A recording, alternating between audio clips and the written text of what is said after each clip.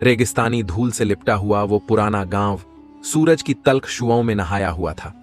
दूर दूर तक सिर्फ रेत के टीले थे और पुराने खंडहरों की तन्हा इमारतें। इन खंडहरों में एक पुरानी मस्जिद भी थी, जिसकी मीनारें अब झुक चुकी थीं और दीवारें वक्त की गर्द में खो चुकी थीं। मगर जब अजान की सदा बुलंद होती तो ऐसा महसूस होता जैसे पूरे गांव की रूह जिंदा हो जाती है। इसी गांव के एक सादा लिबास वाले घर में रहता था हाशिम, एक 13 साल का मासूम, संजीदा और अल्लाह से बेहद मोहब्बत करने वाला बच्चा। हाशिम की आंखों में रोशनी थी, दिल में ताजगी और बातों में अजीब सा सुकून। उसके वालिद एक मामूली मजदूर थे जो अब इस दुनिया में नहीं रहे।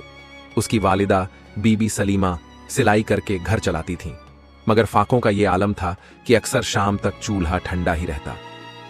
हाशिमन को इल्म का बेहद शौक था, मगर स्कूल जाने की गुंजाइश नहीं थी। वो गांव की मस्जिद के इमाम साहब से कुरान की तालीम हासिल करता और उसी में सुकून पाता।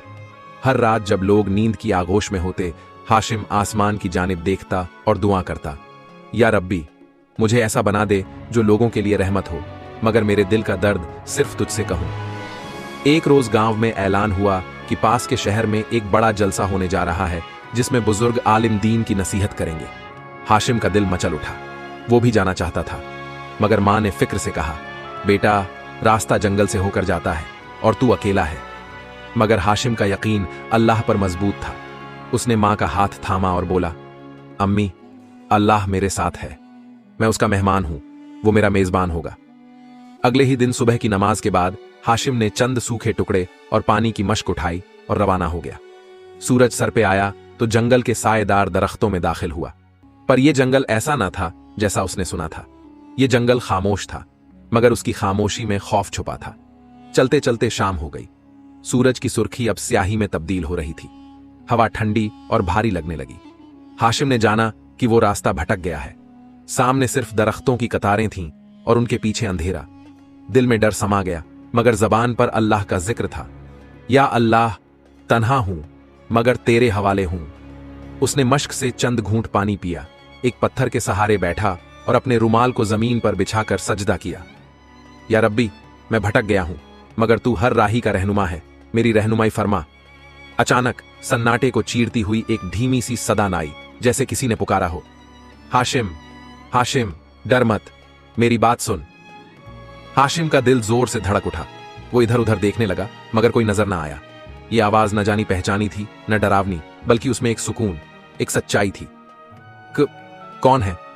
उसने कांपती आवाज में पूछा। आवाज फिर आई, तू सच्चा है, तेरा दिल पाक है, मेरी कब्र पास है, मैं एक नेक बंदा था, तुझे रह दिखाने आया हूं। हाशिम के पैरों तले जमीन खिसक गई। खब्र? ये आवाज। खब्र से धीरे धीरे आवाज ने उसे एक तरफ चलने को कहा। अजीब सी रोशनी जंगल के दरख्तों के बीच बन रही थी। हाशिम उसी सदा के पीछे चल पड़ा। करीब ही एक वीरान मैदान में पुरानी काकबरें बारह थीं। उनमें से एक कब्र से हल्की सी रोशनी निकल रही थी। उसने पास जाकर देखा, वहां एक खूबसूरत सी तख्ती मल लगी थी। यहां दफन है सैयद उस्मान अल हबीब, एक मुजाहिद और वली अल्लाह। हाशिम की आंखों से आंसू निकल पड़े। तू इस जंगल से निकलेगा, लेकिन जब कभी किसी मासूम की मदद कर सके जरूर करना, और अल्लाह से कभी मायूस मत होना। ये आखिरी अल्फाज थे जो उसे सुनाई दिए, और फिर सब खामोश। सुबह की पहली किरण के साथ हाशिम ने देखा कि उसके सामने एक साफ रास्ता खुला है, वही रास्ता जो शहर को जाता था। वो फौरन दौड़ पड़ा, आंखों में आंसू और दिल में यकीन लिए। कुछ घंटों बाद वो जलसे में पहुंच गया। वहां पहुंचते ही जैसे ही उसने वुजू किया और नमाज अदा की, उसके सामने वही तख्ती नजर आई जो उसने कब्र पर देखी थी, मगर इस बार वो मस्जिद के दरवाजे पर थी। सैयद उस्मान अल हबीब का मदरसा, यहां तालीम और रहमत का सिलसिला जारी है। हाशिम के रूह तक सिहर गई। उसकी आंखों से झरझर आंसू बह निकले। या अल्लाह, तेरा करम बेहिसाब है, तू अपने नेक बंदों से मदद भेजता है, कब्र से भी। हाशिम मस्जिद के दरवाजे पर पहुंचा ही था कि एक बूढ़े शख्स ने उसे रोका। उनके चेहरे पर सफेद दाढ़ी, आंखों में नूर और सीने में तस्बीह लिपटी हुई थी। बेटा, कहां से आए हो? हाशिम ने अदब से जवाब दिया, अमांग जान, मैं गांव से आया हूं, तालीम और हिदायत की तलाश में। बूढ़े शख्स ने मुस्कुराते हुए कहा, फिर तू सही जगह आया है। यह मदरसा वली अल्लाह उस्मान अल हबीब रहमतुल्लाह अलैह का है। वो अब इस दुनिया में नहीं, मगर उनकी बरकतें आज भी जिंदा हैं। हाशिम की आंखों में फिर वही रोशनी चमकी, वही नाम, वही कब्र, वही आवाज। क्या ये सब इत्तेफाक था? मदरसे में दाखिल होते ही हाशिम को एक सुकून महसूस हुआ जो पहले कभी ना हुआ था। बड़े बड़े आलिम, बुजुर्ग, तलिब-ए-इल्म, हर कोई अपने काम में मग्न। मस्जिद के अंदर दर्स का सिलसिला, बाहर आंगन में हिफ्स की क्लासें और एक कोने में तसव्वुफ के आसार। हाशिम को वहीं रखा गया, एक सादा कमरा, एक चटाई और कुरान शरीफ का एक नुस्खा। मगर हाशिम के लिए वहीं जन्नत से कम ना था। उसने दिन रात एक कर दी। सुबह और शाम की नमाजें, कुरान की तिलावत, हदीस की तालीम और साथ में बूढ़े बुजुर्गों की खिदमत, सब उस मासूम लड़के से मुतासिर हो गए। एक रात हाशिम इबादत में मशगूल था। जब वो सजदे में था तो एक आवाज फिर आई, इस बार और नर्म मगर बेहद वाजह। हाशिम, मेरी वसीयत पूरी कर, मेरी मदद जरूरतमंदों तक पहुंचा, मेरी रहमत को जिंदा रख। उसने फौरन सिर उठाया। कमरा खाली था मगर दिल भारी हो गया। उस रात वो सो न सका। अगली सुबह मदरसे के बुजुर्ग शेख इमरान औस ने उसे बुलाया। हाशिम बेटा, क्या तू उस्मान अल हबीब को जानता है? हाशिम कुछ देर खामोश रहा, फिर बोला, मैं उन्हें देखा नहीं मगर उनकी आवाज सुनी है, उनकी कब्र से। शेख इमरान की आंखें डबडबा गईं। उन्होंने कहा, फिर तू चुना गया है बेटा। ये आवाज हर किसी को नहीं सुनाई देती। वली अल्लाह तुझसे कुछ करवाना चाहते हैं। शेख इमरान ने उसे एक थैला दिया। उस थैले में कुछ अशरफियां थीं, कुछ खजूरें और एक पुर्जा। उस पुर्जे पर लिखा था, इस अमानत को उस बस्ती तक पहुंचाओ जहां जुल्म और भूख ने डेरा जमा रखा है। वहां मेरा एक उर्स होता था मगर अब उसे भुला दिया गया है। वहां मेरे नाम का एक फकीर मिलेगा, उसे ये अमानत दे देना। हाशिम ने कहा, मगर मैं अकेला कैसे जाऊं? शेख ने जवाब दिया, अल्लाह के रास्ते में जो जाता है वो कभी अकेला नहीं होता। तू सिर्फ नियत साफ रख। हाशिम ने सफर की तैयारी की। एक बार फिर वो जंगल की तरफ निकला। इस बार डर नहीं था, बस एक जज्बा था। रास्ते में उसे एक और मुसाफिर मिला, लिबास साफ, जबान मीठी और आंखें तेज। उसने कहा, ऐ लड़के, किधर जा रहे हो? हाशिम ने सारी बात बता दी। वो हंसा, क्या तू भी इन सूफियों की बातों में आ गया? अमानत, वसीयत, ये सब ख्याल हैं। चल मेरे साथ, मैं तुझे शहर ले चलता हूं जहां ऐशो आराम है। हाशिम थोड़ी देर के लिए डोल गया। आखिर इतना छोटा था, थका हुआ भी था और सामने एक ख्वाहिशों की दुनिया की बात हो रही थी। उसने कदम बढ़ाया ही था कि एक साया उसके सामने आ खड़ा हुआ। कपड़े सफेद, चेहरा रोशन, हाथ में तस्बीह। उस साये ने कहा, हाशिम, नफ्स की बातों में मत आ। वली की अमानत खुदा की अमानत होती है, इसमें खयानत न कर। वो तेज आंखों वाला मुसाफिर गायब हो गया। हाशिम समझ गया ये शैतान का वसीला था। उसने सजदे में गिरकर तौबा की, या अल्लाह, मेरे दिल को सच्चा रख, मेरी राहें पाक रख। 2 रोज के बाद वो उस बस्ती में पहुंचा जिसका जिक्र वसीयत में था। ये बस्ती एक वक्त में आबाद थी मगर अब उजड़ी हुई, भूखी और मर्ज की गिरफ्त में थी। बच्चे नंगे बदन, औरतें पानी के लिए तरसती, मर्द काम के लिए दर-दर। हाशिम का दिल तड़प उठा। क्या ये वही बस्ती थी जहां वली अल्लाह की यादें थीं? उसे एक टूटी हुई मस्जिद नजर आई। वहां एक बुजुर्ग झुकी कमर के साथ बैठा था। वो वही फकीर था, अबू तासीन। हाशिम ने उनके सामने थैला रखा और कहा, यह अमानत उस्मान अल हबीब की है, आपके हवाले। अबू तासीन फूट फूट कर रोने लगे। बोले, कई बरसों बाद आज उस पाक रूह की याद आई। बेटे, तू सिर्फ अमानत नहीं लाया, तू उम्मीद लाया है, रहमत का पैगाम लाया है। उन्होंने गांव वालों को बुलाया। अशरफियां तकसीम हुई, खजूरें बांटी गईं, मस्जिद की साफ सफाई शुरू हुई और सबसे बढ़कर एक बात, लोगों ने फिर से नमाज पढ़नी शुरू कर दी। हाशिम उस रात मस्जिद की छत पर लेटा आसमान की तरफ देख रहा था। उसकी आंखों से आंसू बह रहे थे, मगर इस बार डर से नहीं, मोहब्बत और शुक्र से। या रब, तूने मुझे चुना, एक तन्हा और गरीब लड़के को। ये तेरी रहमत का करिश्मा है। तभी फिर से वही आवाज आई, सफर अभी खत्म नहीं हुआ हाशिम, अगला मरहला और सख्त है। क्या तू तैयार है? सहरी का वक्त था। मस्जिद की छत पर हाशिम आसमान की तरफ निगाहें गड़ाए हुए था। सितारों की चमक हल्की हो चली थी और सहर की ठंडी हवा रूह को छूने लगी थी, मगर उसकी आंखों में नींद का नामो निशान न था। वो उस पाक सदा को महसूस कर चुका था जो उस्मान अल हबीब रहमतुल्लाह अलैह की कब्र से आती थी। और अब वो आवाज फिर आई, हाशिम, वक्त कम है, मेरी दूसरी अमानत को ढूंढ और उसे उसके हकदार तक पहुंचा। हाशिम ने आंसू पोंछे और सजदे में गिर पड़ा। या रब, तू ही रहनुमा है, मुझे सीधी राह दिखा। उस दिन फज्र की नमाज के बाद जब लोग मस्जिद से निकल रहे थे, एक अजीब सी खामोशी फैल गई। एक छोटा बच्चा तकरीबन 10 साल का, फटी हुई कमीज, नंगे पांव, कांपते हुए कदमों से मस्जिद के आंगन में दाखिल हुआ। उसकी आंखें बंद थीं, वो देख नहीं सकता था। अब्बू तासीन उस वक्त वुजू कर रहे थे।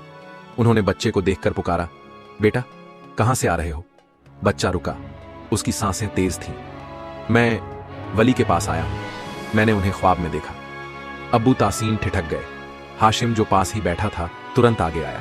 उसके दिल में एक अजीब सी बेचैनी थी। क्या तुमने उस्मान अल हबीब रहमतुल्लाह अलैह को देखा है? बच्चे ने सर हिलाया। हां, उन्होंने मुझे नाम से पुकारा। कहा, यासिर, मेरी दूसरी अमानत तुम्हारे पास भेजी जाएगी, इसे संभालना और मेरे बेटे हाशिम को देना। अब्बू तासीन ने हैरान होकर पूछा, तुम्हें उसका नाम कैसे मालूम? यासिर ने धीमे से कहा, वो खुद मुझे बताते रहे पूरी रात। हाशिम ने यासिर को अपने कमरे में लाकर चटाई पर बैठाया, उसके पांव धोए और खाना खिलाया। फिर पूछा, क्या तुम्हारे पास कुछ है जो उन्होंने भेजा? यासिर ने अपने गले से एक टूटी हुई डोरी निकाली। उस डोरी में एक चमड़े का थैला लटका हुआ था। हाशिम ने उसे खोला। अंदर एक कागज था जिस पर जली हुई सी लिपि में कुछ अल्फाज लिखे थे, जहां अमानतें दफन हों वहीं नियतों की कसौटी होती है। दूसरा सफर शुक्र और सब्र के दरमियान होगा। जो तिजोरी में बंद है वो हकदार को तलाश रहा है। हाशिम ने अल्फाज पढ़े, लेकिन कुछ समझ ना आया। अबू तासीन ने वो पर्ची देखी और कहा, ये तिजोरी मक्का शरीफ के पुराने कब्रिस्तान जन्नतुल मौला के करीब बनी एक वसीयत की जगह की तरफ इशारा कर रही है, मगर मक्का दूर है। हाशिम बोला। अबू तासीन ने उसकी आंखों में देखा और कहा, अगर बुलावा अल्लाह की तरफ से हो तो रास्ता नहीं देखना चाहिए। अगली सुबह हाशिम और यासिर एक ऊंट वाले के साथ रवाना हुए। सफर लंबा था, रेगिस्तान की तपिश, रात की सर्दी और नफ्स की थकावट, मगर इरादा पाक था। सड़क किनारे रुका हुआ एक काफिला मिला। उसमें एक औरत बैठी थी, बुरके में, जिसने हाशिम से पानी मांगा। हाशिम ने फौरन मश्क से पानी निकाल कर दिया। औरत ने कहा, तेरा दिल पाक है, इसलिए तुझे वो रास्ता नसीब होगा जो हर किसी को नहीं मिलता। हाशिम ने पूछा, आप कौन हैं? मगर वो औरत मुस्कुराकर चुप हो गई। जब उन्होंने मक्का पहुंचकर पीछे मुड़कर देखा तो काफिला गायब था। हाशिम और यासिर मक्का मुकर्रमा की सरजमीन पर पहुंचे। उन्होंने सबसे पहले हरम शरीफ में हाजिरी दी, तवाफ किया और रौजाए मुबारक के सामने 2 रकात नमाज अदा की। फिर वो उस पुराने कब्रिस्तान जन्नतुल मौला की तरफ बढ़े। वहां एक कोने में एक टूटी हुई कब्र थी जिस पर नाम मिटा हुआ था, मगर मिट्टी ताजा लग रही थी। यासिर ने उस जगह की तरफ इशारा किया और कहा, यही वो जगह है, उन्होंने ख्वाब में बताया था। हाशिम ने मिट्टी हटाई। थोड़ी ही देर में एक पुराना संदूक निकला। उसे खोलते ही एक रोशनी की सी लहर उठी। अंदर था एक मुहर, एक सोने की तस्बीह और एक लिफाफा जिसमें लिखा था, जो इस अमानत तक पहुंचे वो उसे उस लड़की तक पहुंचाए जो मेरा वंश है, मेरी इबादत का वारिस। उसका नाम फातिमा बिन्त अब्दुल हलीम है। उसे दुनिया गलत समझती है, मगर अल्लाह जानता है वो मेरी रूह की राहत है। हाशिम और यासिर को अब एक नई राह पर निकलना था, फातिमा की तलाश में। उन दोनों ने मक्का की गलियों में पूछा, मदरसों के आसपास, बाजारों में, मगर कोई जानता न था। एक दिन मस्जिद के बाहर एक बच्चे ने कहा, एक औरत है जो हर रात मस्जिद के पीछे बैठकर रोती है, लोग कहते हैं वो दीवानी है। हाशिम और यासिर उसी वक्त वहां पहुंचे। एक औरत, सादा कपड़े, आंखें सूजी हुई, हाथ में एक पुरानी तस्बीह। हाशिम ने उसकी तरफ मुहर और लिफाफा बढ़ाया और कहा, क्या आप फातिमा बिन्त अब्दुल हलीम हैं? औरत सन्न रह गई, आंखों से आंसू बह निकले। उसने कांपते हाथों से मुहर ली, तस्बीह को चूमा और गिर पड़ी। मैंने कब्र से यही दुआ मांगी थी कि अब्बू की अमानत मुझे मिल जाए। मैंने सारा जहां छोड़ दिया था, मगर अल्लाह ने तुम्हें भेजा। हाशिम को उस वक्त समझ आया कि हर अमानत सिर्फ माल नहीं होती, कभी किसी की इज्जत, कभी यकीन, कभी मोहब्बत भी अमानत होती है। यासिर जो अब तक खामोश था, वो बोला, अब मेरी आंखों में रोशनी है, अल्लाह ने मुझे तुम्हारी दोस्ती के सबब रोशनी अता की। हाशिम की आंखों से भी आंसू बह निकले। उस रात हाशिम हरम के सामने सजदे में गिरा। या रब, तूने मुझे ऐसे अमानतदार बनाया जो खुद को काबिल नहीं समझता था, मगर तेरी रहमत ने मुझे उठाया।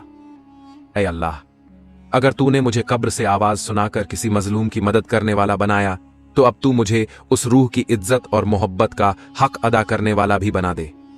कब्र से आती मदद की सदा सिर्फ एक कहानी नहीं थी, ये उस अल्लाह की रहमत का पैगाम थी जो उन रूहों की आवाज भी सुनता है जिन्हें दुनिया भुला देती है। ये कहानी हमें सिखाती है, 1, हर अमानत का हिसाब है, चाहे वो माल हो या मोहब्बत। 2, मजलूम की आह कभी रायगा नहीं जाती, वो कब्र से भी आवाज बनकर उभरती है। 3, अल्लाह की रहमत हर जख्म का मरहम है, बस उस तक पहुंचना होता है सजदे से। 4, जिसे हम खोया हुआ समझते हैं, कभी कभी वही हमारी तकदीर की सबसे बड़ी दौलत होता है। ऐ रब उल आलमीन, जिस तरह तूने हाशिम को उसकी राह दिखाई, हम सबको भी हिदायत दे, हर अमानत को उसके हकदार तक पहुंचाने की तौफीक दे।